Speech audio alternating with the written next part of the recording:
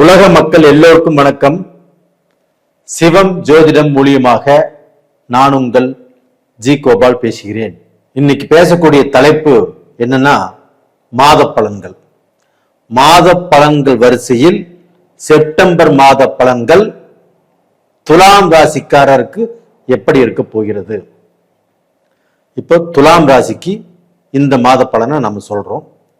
அதற்கு முன்னாண்ட இந்த மாதத்தில் கிரகங்களுடைய அடைவு எப்படி இருக்குன்னு பார்த்துக்கலாம். இப்போ மிதுனத்துல குரு பகவான், அது போக சிம்மத்துல பாத்தீங்கன்னா சுக்கிர பகவான் 14ஆம் தேதி பெயர்ச்சியாய் சிம்மத்துக்கு வர்றாங்க. அதே இடத்துல பாத்தீங்கன்னா சூரியனும் இருக்கிறாங்க. அந்த சூரியன் ஆப்பட்டது 17ஆம் தேதி பெயர்ச்சியாகி கன்னிக்கு போறாங்க. அதே சமயத்துல அந்த சிம்மத்தில் இருக்கக்கூடிய புதன் பகவானும் செப்டம்பர் 14ஆம் தேதி பெயர்ச்சியாகி கன்னிக்கு போறாங்க. செப்டம்பர் 13ஆம் தேதி கன்னியில் இருக்கக்கூடிய அந்த செவ்வாய் பகவான் ஆப்பட்டது பெயர்ச்சியாகி துலாமுக்கு வர்றாங்க. கும்பத்துல ராகு, மீனத்துல சனி வக்ரம். இதுதான் இந்த மாத கிரக அடைவுகள். அப்ப துலாம் ராசிக்கு பார்க்க போனா குரு 9ல் இருக்கிறாரு, நல்ல ஸ்தானம் தான். அது போக சனி பகவானும் 6ல் இருக்கிறாங்க வக்ரகதியில, இதுவும் நல்ல இடம்தான். இவங்களுடைய தனாதிபதி செவ்வாய் பகவான் செப்டம்பர் 13ஆம் தேதி இவங்களுடைய ராசிக்கே வர்றாங்க. அது போக இவங்களுக்கு 12ஆம் இடத்து அதிபதி புதன் பகவான் ஆட்சி பிளஸ் உச்சமாக இருக்கிறாங்க 12ஆம் இடத்திலேயே. அது போக இவங்களுக்கு 11ஆம் இடத்து அதிபதி சூரிய பகவான், அவங்களும் பெயர்ச்சியாகி ஆட்சி உச்சம் பெற்ற புதனோடு செப்டம்பர் 17ஆம் தேதி எல்லாமே ஒன்று சேர்றாங்க. அப்போ குரு நல்லா இருக்கிறாரு, சனி நல்லா இருக்கிறாரு, அது போக தனாதிபதி செவ்வாய் நல்லா இருக்கிறாங்க, அது போக லாபாதிபதி சூரியனும் புதனோடு இணையறாங்க, அது போக 12ஆம் இடத்து அதிபதி ஆட்சி உச்சமாக இருக்கிறாங்க.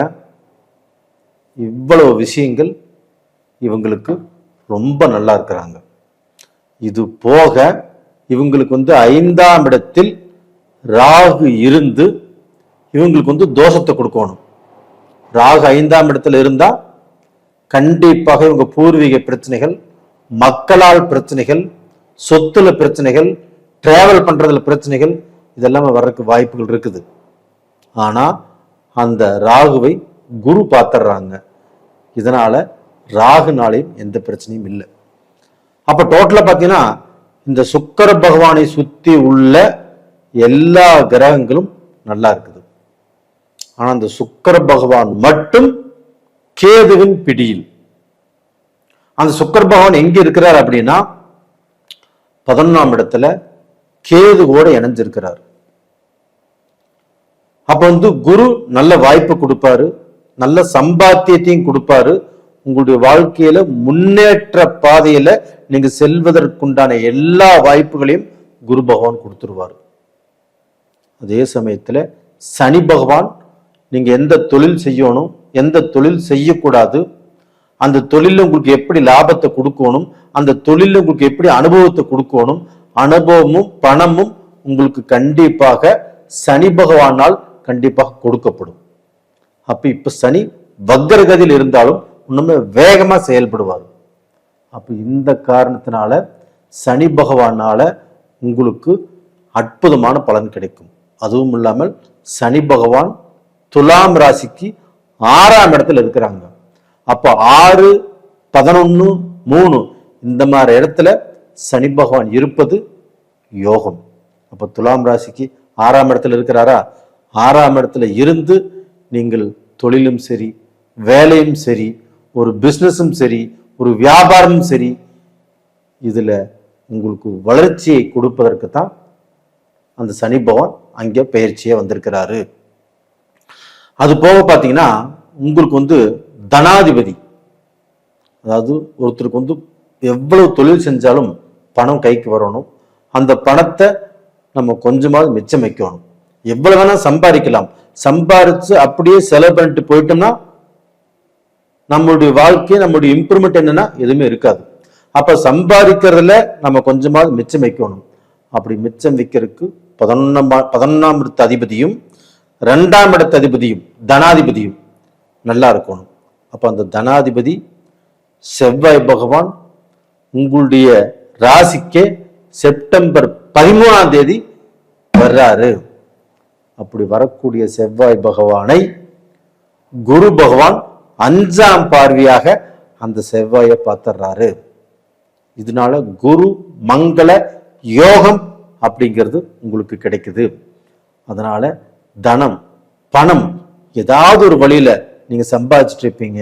அந்த பணமாகப்பட்டது ஏதாவது ரூபத்துல நம்மளுக்கு மிச்சமாகும். அப்போ 75% நம்ம செலவு எல்லாமே போயிட்டா கூட 25% கண்டிப்பாக மிச்சமாகும். காரணம் 11ஆம் இடத்து அதிபதி லாபாதிபதி சூரிய பகவான் ஆட்சி உச்சம் பெற்ற புதனோடு இணைகிறார். அப்போ பணம் வரக்கூடிய வழிகள் நல்லா இருக்கும். அதுல சேமிப்புங்கிறது இருக்கும். நம்ம செலவெல்லாமே போக நாம் நல்ல பொசிஷனுக்கு வருவதற்குண்டான வாய்ப்புகளை அந்த கிரகங்களும் கொடுக்கும். இது போக அந்த புதன் ஆட்சி உச்சமாக உங்களுடைய ராசிக்கு 12ஆம் இடத்தில் அயன சயன போகஸ்தானத்தில் அந்த புதன் ஆட்சி உச்சமா இருக்கிறாரு. அப்ப இல்லற வாழ்க்கை நல்லா இருக்கும், தூர பிரயாணங்கள் நல்லா இருக்கும். உங்களுக்கு அறிவு, புத்தி, யோசனை இதெல்லாமே கொஞ்சம் ஷார்ப்பா நீங்க நல்ல யோசனை பண்ணக்கூடிய அளவுக்கு, எதையுமே யோசனை பண்ணி செய்யக்கூடிய அளவுக்கு கொஞ்சம் வீக்கா இருந்தாலும் இந்த புதன் நல்லா இருக்கிறதுனால உங்களுக்கு ஏதாவது ரூபத்துல சப்போர்ட்டுங்கிறது பண்றதுக்கு வாய்ப்பு ரொம்ப அருமையா இருக்குது. அப்ப குரு நல்லா இருக்கிறாரு, சனி நல்லா இருக்கிறாரு, செவ்வாய் நல்லா இருக்கிறாரு, புதன் நல்லா இருக்கிறாரு, சூரியன் நல்லா இருக்கிறாரு, ராகுவும் நல்லா இருக்கிறாரு. அப்போ உங்களுடைய ராசி நாதன் சுக்கிர பகவான் மட்டும் கேதுவின் பிடியில். அப்போ அந்த கேது ரொம்ப ரொம்ப மோசமான கிரகம். அப்போ பாத்தீங்கன்னா அந்த கேது கிட்ட ஒரு கிரகம் சிக்கிருச்சுன்னா, அந்த சுக்கிரன் அந்த கேது கூட மாட்டிருச்சுன்னா என்ன ஆகும்? சுக்கிரன் என்பதுதான் அறிவு, நமக்கு ஆடம்பரம், நம்முடைய சொந்த பந்தம், நம்மளுடைய வாழ்க்கை, நம்முடைய மக்கள், இது எல்லாத்தையுமே குறிக்கிறது தான் அந்த சுக்கிர பகவான். அப்ப அந்த சுக்கிர பகவான அந்த கேது கூட இணைஞ்சதுனால கண்டிப்பாக நம்முடைய குடும்ப ரீதியான சில பிரச்சனைகளை கொடுக்கும். அது போக உறவுக்காரங்கள் மூலியமாக சில பிரச்சனைகளை கண்டிப்பாக கொடுக்கும். அது போக நீங்க ஒரு தொழில் செய்றீங்க, ஒரு வியாபாரம் செய்றீங்க, ஒரு ஹோட்டல் வச்சிருக்கிறீங்க, ஒரு துணிக்கடை வச்சிருக்கிறீங்க, ஒரு கிஃப்ட் ஐட்டம் அந்த மாதிரி கடை வச்சிருக்கிறீங்க, ஒரு பூஜை பொருள் கடை வச்சிருக்கிறீங்க, இந்த மாதிரி நீங்க செய்யக்கூடிய பிசினஸ்ல அந்த கேதுடைய அனுகிரகம் உள்ள பூந்து நீங்க பிசினஸை இம்ப்ரூவ்மெண்ட் பண்ணாத அளவுக்கு, அதுல லாபத்தை சம்பாதிக்காத அளவுக்கு, தவறான முடிவுகளை நீங்கள் இந்த பீரியட்ல எடுக்கக்கூடிய அளவுக்கு அந்த கேது பகவான் உங்களை குழப்பி விடுவார். அப்ப நல்ல முடிவுன்னு சொல்லி நீங்க எது எடுத்தாலும் அது கெடுதலாக முடியும். அப்ப எந்த முடிவையும் நீங்க நல்ல முடிவாக எடுக்க முடியாத அளவுக்கு குழப்பி விடும்.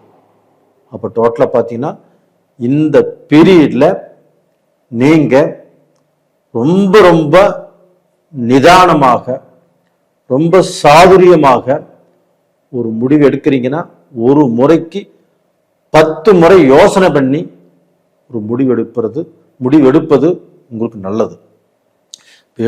ஒரு முடிவு எடுத்தோம் கம்தோம் அப்படின்னு போனீங்கன்னா அதனால பாதிப்பு அப்படிங்கிறது உங்களுக்கு தான். அப்ப டோட்டலா பாத்தீங்கன்னா உங்களுக்கு வெளிநாட்டு பிரயாணமாக இருந்தாலும் சரி, ஒரு பிசினஸாக இருந்தாலும் சரி, ஒரு வேலையாக இருந்தாலும் சரி, இதுல எல்லாமே பார்த்து நிதானமாக செயல்படுங்க. அதுபோக குடும்ப வாழ்க்கையிலுமே துலாம் ராசியில் பிறந்த பெண்கள் ரொம்ப ரொம்ப இந்த பீரியட்ல ஜாக்கிரதையா இருங்க. ஏன்னா உங்க கணவர் துலாம் ராசின்னு வச்சுக்கோங்க, அவர் போகக்கூடிய பாதையோ அவர் எடுக்கக்கூடிய முடிவுகளோ கொஞ்சம் வித்தியாசமா இருக்கும். அப்ப இந்த சமயத்துல அவர் மேல சந்தேகப்பட்டோ இல்ல அவர் ஒரு குழப்பமான முடிவு எடுக்கிறாருன்னா அதை நீங்க எடுக்க வேண்டாம்னு சொல்லி அதை அவர் கேட்காம பல தொந்தரவுகள் வரக்கூடிய வாய்ப்புகள் இருக்குது. அப்ப அதனால அவங்களுக்கு எந்த அளவுக்கு பக்குவமாக சொல்லணுமோ அப்படி சொல்லுங்க. அவங்க கூட சண்டை போட வேண்டாம். அதே சமயத்துல துலாம் ராசி பெண்களாக இருந்தாலும் சரி, உங்களுக்கு மனசு குழப்பமா இருக்கும், ஏதோ ஒரு விரக்தி வரும், ஒரு நல்ல திருப்தி இருக்காது. உங்க சொந்த பந்தம், உங்களுடைய உறவுக்காரர் எல்லாத்துக்குமே நல்லது பண்ணுவீங்க, நல்லது பண்ணியும் நல்ல பேர் கிடைக்காது. அப்ப இந்த சமயத்துல மனசு போட்டு குழப்பிக்க வேண்டாம். இதுவுமே செப்டம்பர் 14க்கு மேல, செப்டம்பர் 14க்கு முன்னாண்ட நீங்க என்ன வேணா செஞ்சுக்கலாம், ஒன்றும் பிரச்சனை இல்லை. அந்த செப்டம்பர் 14ல இருந்து அந்த ஒரு மாச காலம் அப்படிங்கிறது சுக்கிர பகவான் கேதுவுடைய பிடியில் இருக்கிறதுனால நீங்கள் தயவு செய்து எந்த விஷயத்திலுமே, பையன் விஷயத்திலையும் சரி, பொண்ணு விஷயத்திலையும் சரி, பொண்டாட்டி விஷயத்திலையும் சரி, உங்க பிசினஸ் விஷயத்திலையும் சரி, நீங்க தொழில் விஷயத்திலையும் சரி, உங்களுடைய அப்பா அம்மாவோடையும் சரி, உங்களுடைய உறவுக்காரங்களுக்கூடையும் சரி, நீங்க ஜாக்கிரதையாக பழகணும். அப்போ ஒரு உறவால் கண்டிப்பா நமக்கு நல்லது நடக்கிறதுக்கும் வாய்ப்பு இருக்குது. அதே ஒரு உறவால் பல ரூபத்தில் கெடுதல் வரக்கும் வாய்ப்பு இருக்குது. அதனால ஜாக்கிரதையா இருங்க. ரெண்டாவது பார்த்தீங்கன்னா, இப்ப இந்த புதன் சூரியனும் ஒன்று சேர்றதுனால பசங்களுக்கு படிப்பு பார்த்தீங்கன்னா எப்படியாவது படிக்கணும், படிச்சே ஆகணும் அப்படிங்கிற ஒரு நிர்பந்தம் வரும். அப்ப அந்த புதன் நல்லா இருக்கிறதுனால நீங்க எப்படியும் படிச்சிருவீங்க. அந்த சுக்கிரன் கேதுவோட இணைஞ்சதுனால கண்டிப்பா என்னடா பண்றது, படிச்சு ஆகணுமே அப்படிங்கிற ஒரு நிர்பந்தத்துக்கு வருவீங்க. ஆனா எப்படியுமே படிச்சிருவீங்க. கண்டிப்பாக படிச்சு நல்ல நிலைமைக்கு வருவீங்க, நல்ல எக்ஸாம்ஸ் எழுதுவீங்க, பாஸ் பண்ணுவீங்க. நேயர்களே, இந்த பதிவு பிடிச்சிருக்குன்னு நினைக்கிறேன். பிடிச்சிருந்தா லைக் பண்ணுங்க, சப்ஸ்கிரைப் பண்ணுங்க, உங்க சொந்த பந்தங்களுக்கும் ஷேர் பண்ணுங்க. இது போக இந்த பதிவு நான் சொல்லியிருக்கேன் அப்படின்னா ஒரு சிலர் ஆகப்பட்டது 70% பேர் கிட்டத்தட்ட இவர் பேசுறது கரெக்டா இருக்குதுங்க, இவர் கரெக்டா சொல்றாரு அப்படிங்கிற கமெண்ட்ஸ்ல பாக்குறோம். இன்னும் 30% பேர் இவர் என்னென்னமோ சொல்றாரு, சொல்ற மாதிரி எதுவும் நடக்க மாட்டேங்குது, என்னன்னே தெரியல, இவர் சொல்றது உண்மையா பொய்யா அப்படிங்கிற குழப்பத்தில் இருக்கிறாங்க. இதற்கு காரணம் நான் அல்ல, உங்களுடைய ஜென்ம ஜாதகத்தில் நடக்கக்கூடிய தசா புத்திகள், ஃப்ரெண்ட்ஸை பற்றியோ, உங்களுடைய உறவுக்காரங்களை பற்றியோ, உங்களுடைய தொழிலை பற்றியோ, உங்களுடைய திருமணத்தை பற்றியோ உங்களுடைய ஜாதகத்தை தான் பார்க்கணும். அப்போ இதில் எதில் பிரச்சனை வந்தாலும் உங்களுடைய ஜாதகத்தில் தான் ஏதாவது மிஸ்டேக் இருக்கும். கண்டிப்பாக உங்களுடைய ஜென்ம ஜாதகத்தையும் யாராவது தெரிஞ்சவங்க இருந்தால் பாருங்கள். அப்படி இல்லைன்னா அனுப்பி வைங்க, நான் பார்த்து சொல்கிறேன். உங்களிடமிருந்து விடைபெறுவது உங்களின் ஜி கோபால். நன்றி, வணக்கம்.